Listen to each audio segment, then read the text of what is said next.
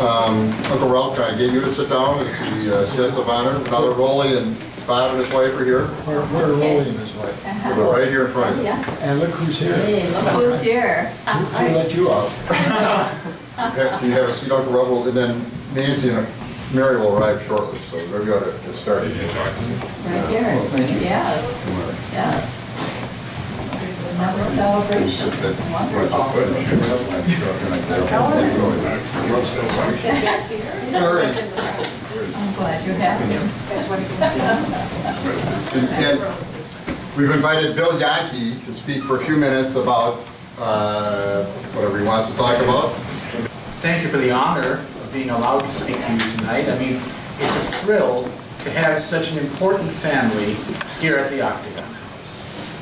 The Gaeblers have such a long history and connection with not only the Historical Society, but with Watertown's history as well itself. In reading through that extraordinarily wonderful document, the Gaebler Museum, I was amazed to realize that they were descendants of the Blumenfeld family, who were David Blumenfeld, the editor of the Watertown Weltbürger, our German language newspaper here, and of course Ralph Blumenfeld, who was the editor of the London Daily Express, and not only that, but the Wiggenhorn family, who were our pioneer cigar makers and hotel keepers. So this was an incredibly wonderful thing to be honored by allowing me to speak before you. I know that you're on a schedule, so I will keep my speech brief. What I wanted to do was basically relate a little bit of the formation of the Historical Society and Hans Gaebler's contribution. And when I say contribution, I really shouldn't leave it at that, because in reality, Hans Gaebler was very likely the founder of our Watertown Historical Society. I need not tell you about Hans Gaebler, because those of you that grew up with him, of course, knew all about him, and anyone else can read his reminiscences.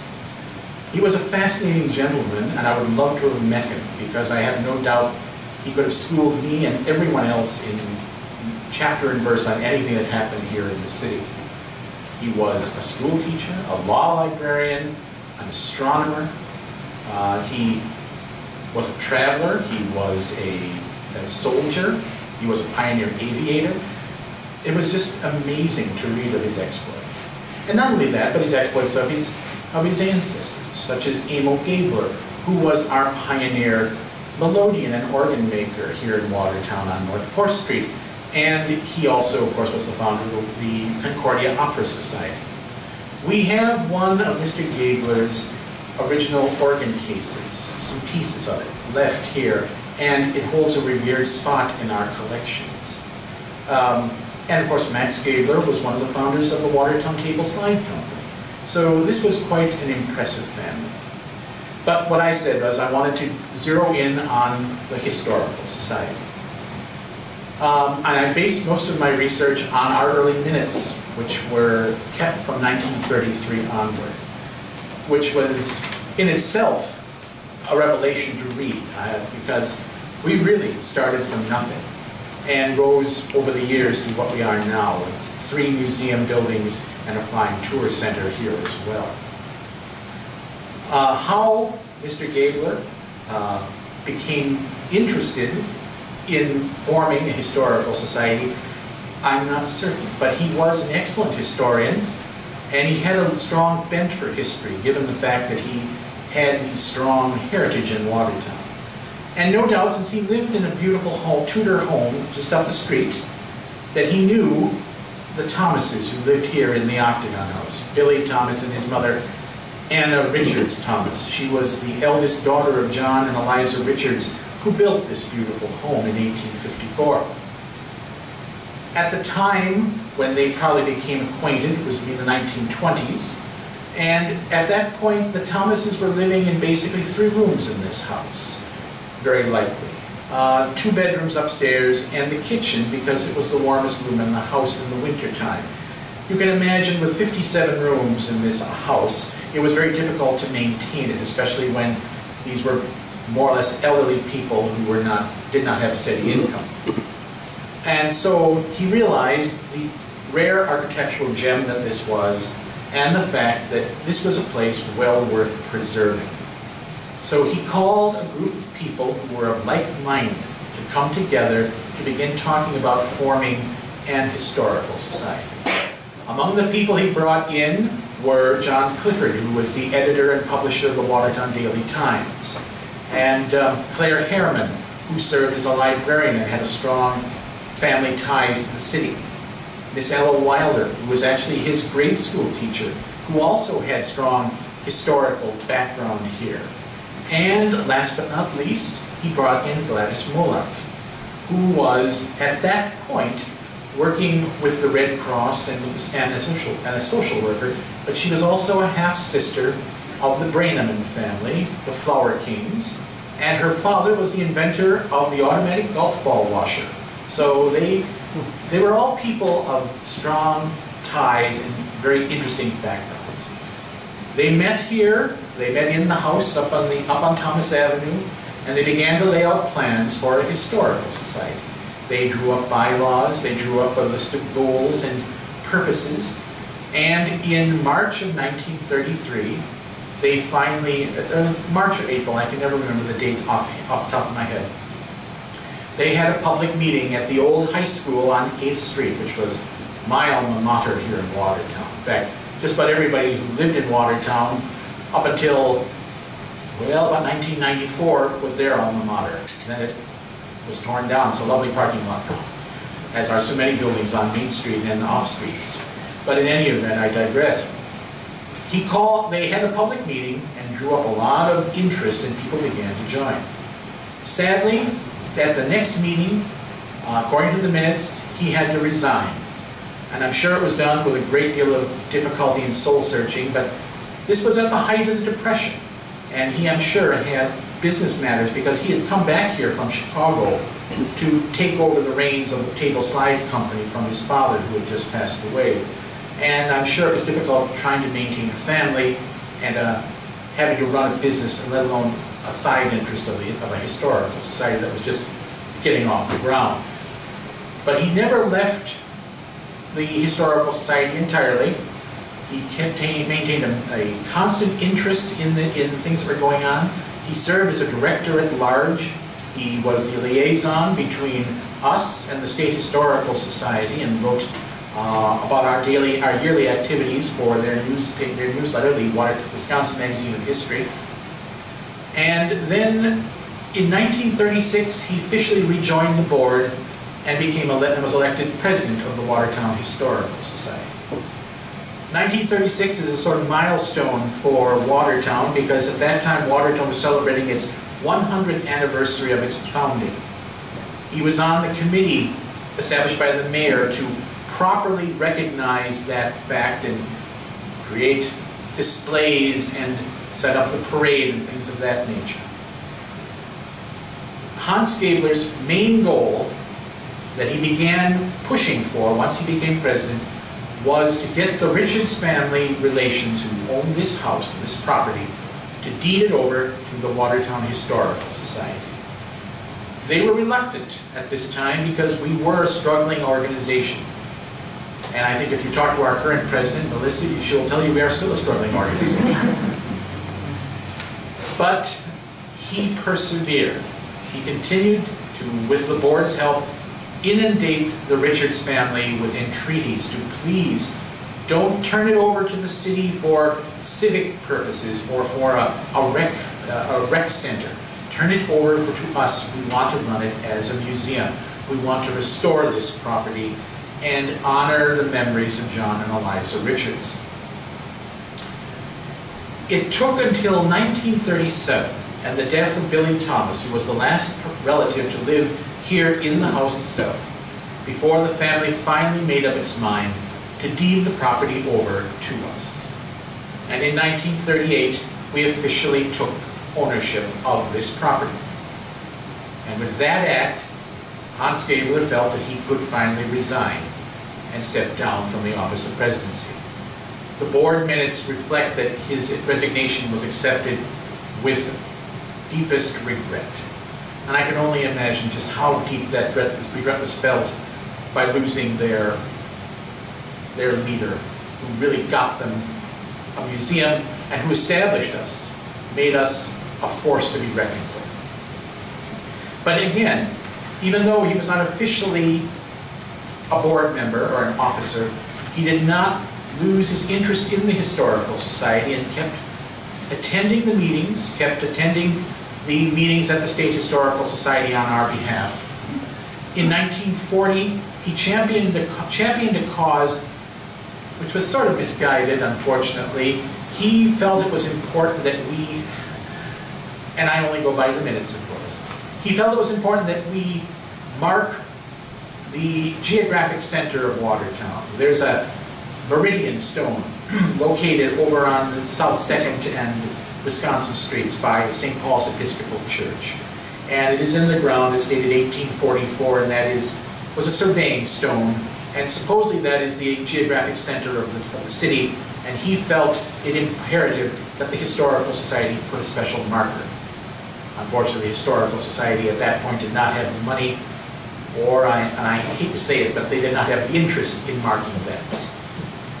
But in 1941, he did do something that would have far-reaching consequences on the Historical Society, and indeed, Watertown and Wisconsin history in general. At a regular public meeting, he brought 3 distinguished gentlemen from Milwaukee, 3 historians. And they asked a pointed question of the board of directors here. They wanted to know why we, the city of Watertown, was not trying to save the first kindergarten building, because there was talk of it being torn down at that point. Unfortunately, nothing happened until 1956, but it got the ball rolling. It brought it to the attention of everyone, and really we can thank Hans Gaebler for getting us the first kindergarten building for its preservation. In about once the World War II broke out, he and his wife and family left the city and went to Milwaukee. According to his obituary, he served the government as a translator of German documents for the war effort, and then later retired and passed away there in 1951. He's buried, of course, at Oak Hill Cemetery. And I want to leave you with a passage that was written about him, and I will quote it verbatim, in his obituary, because it sort of sums up this active life. The Daily Times wrote, "In any list of men and women who have contributed much to the betterment and progress of Watertown as a community of homes and family life, the name of Hans T. Gaebler must definitely be included. He did much that was worthwhile, and those who knew him best will always remember him for it." As I say, I would like to have known him. He had to have been one of the most fascinating gentlemen to sit down and talk with. And I can think of no better way to end this little review than by quoting that. "We who serve on the board of directors today, we who have served or are serving as officers or presidents of this august body, all owe him a great debt of gratitude, and we rise in unison to salute him and to salute the Gaebler family, and in particular, Mr. Ralph Gaebler. And so I thank you very much tonight for letting me to speak before you.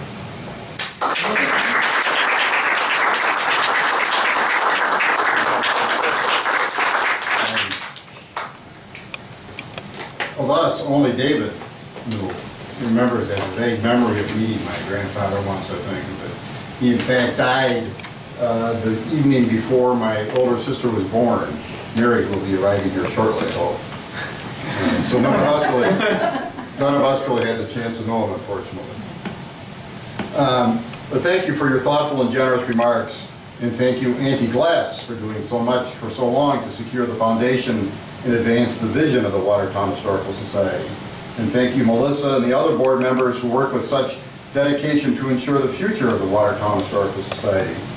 My grandfather would be pleased to see what has grown from the germ planted, so to speak, in that living room on Thomas Avenue now so many years ago, to know that the cause is in able hands being carefully tended. And most importantly, thank you, Uncle Ralph, for being here this evening.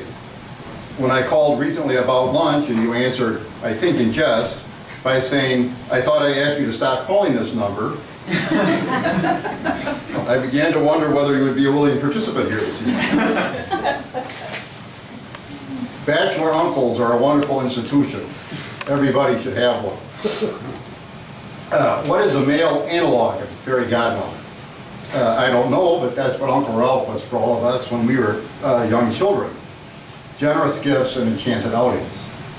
Uncle Ralph always had a fleet of astonishing cars and even more extraordinary friends.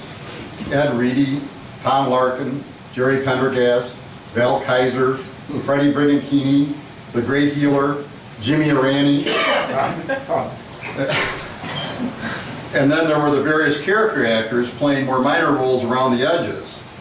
Stan Landis, Cracker Keatman, Cecil Sprewell, Annie, and Butchie the dog, who Uncle Ralph always hated unbeknownst to Annie. With Uncle Ralph in Chicago, it was visit the Museum of Science and Industry. In Milwaukee, it was move cars around between various garages in clandestine, quasi-legal parking places and go to Webb's or similar venues to eat with Uncle Ralph and his buddies.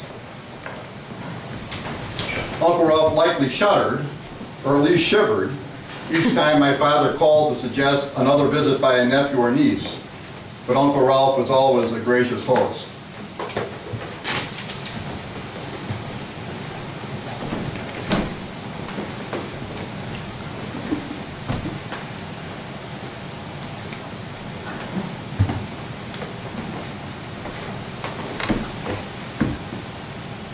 When we were little, David got to spend more time with Uncle Ralph than I did.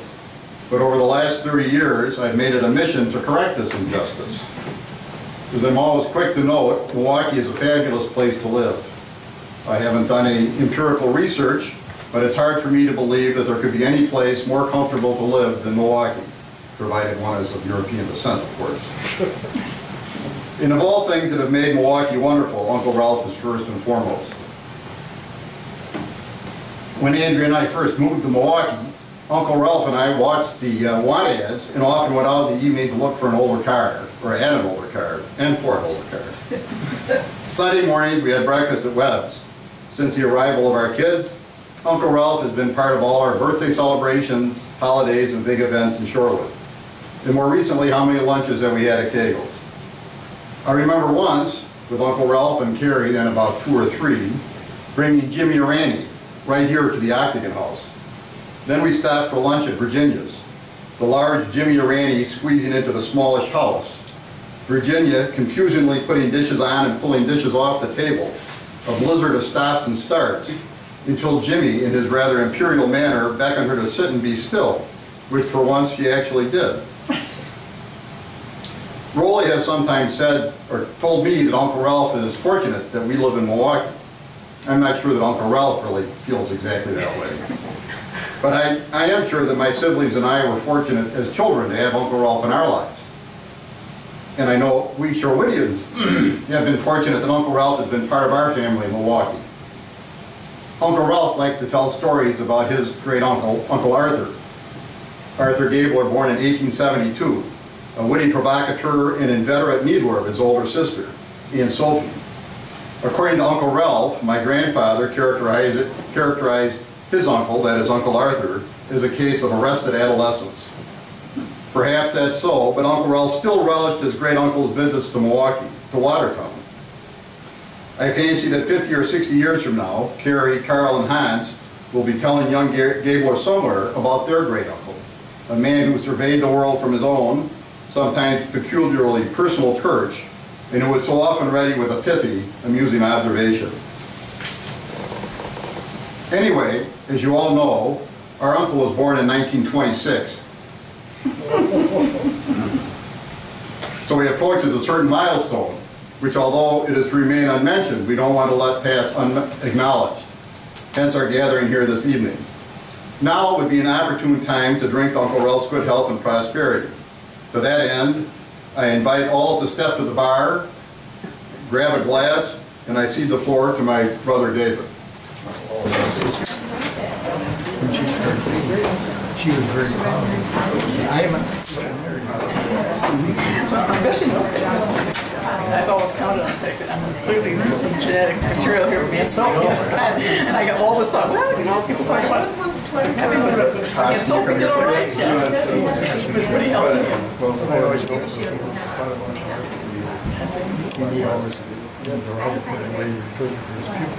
Yeah, I know. She set herself up to that. But I love the idea that I just want to spell flowers. Everybody served. Mary? Yes. I can't really clink these plastic glasses without probably disastrous results. But John did make the mistake of ceding the floor to me, so I'll be happy to take it over, as it were. And John, as many of you may know, is someone who, when he gets a project going, gets the bit in his mouth. He really keeps going. So as he said, that he's been working the last 30 or 40 years to make up for the extra time that I did get to spend with great Uncle Ralph as a child. I'm sure he has been doing a good job of that and really working at it, and apparently to the point of Uncle Ralph having to tell him not to call this number anymore. But fortunately he did answer once more and got over here this afternoon. So of course I want to offer my congratulations on this unmentioned but upcoming milestone event down the road, and remind you that you do still have almost 3 entire months to enjoy being only 89. So I will make the best of it. Something, you know, 80 didn't bother me. But 90, there's nothing nice about 90. What do you think, Rolly? it's not divisible by 4, maybe that's the problem. Well, however, I would rather be there than nowhere. Well, anyway, here is to our Uncle Ralph, and as we now know him, great Uncle Ralph, although we've really known him as great Uncle Ralph for a long, long time. Because as John said, he has been great Uncle Ralph. He's so Uncle Ralph to me. I'm simply saying he has not just been an Uncle Ralph, but a great Uncle Ralph all along. And I would say he's been an Uncle Ralph to many people, not just in the family. So, here's to Uncle Ralph. God love you. Well, I guess I can drink to myself. Yeah. What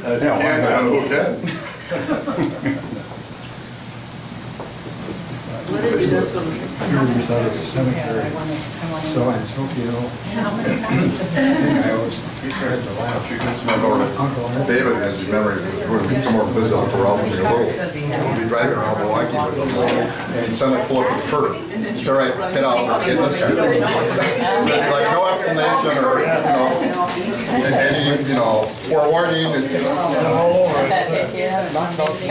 that?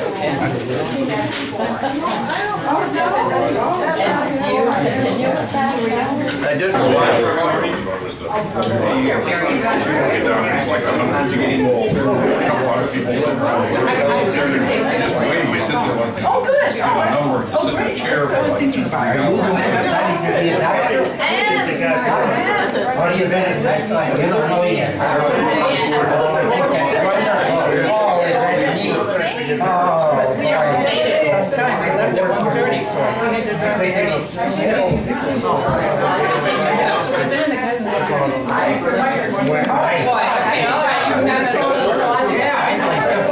But I'm not sure where they went. It's right behind you. It's going that way. You can. Are you going on the tour? I am. A long time since I've never been on it yet. I've never been on it.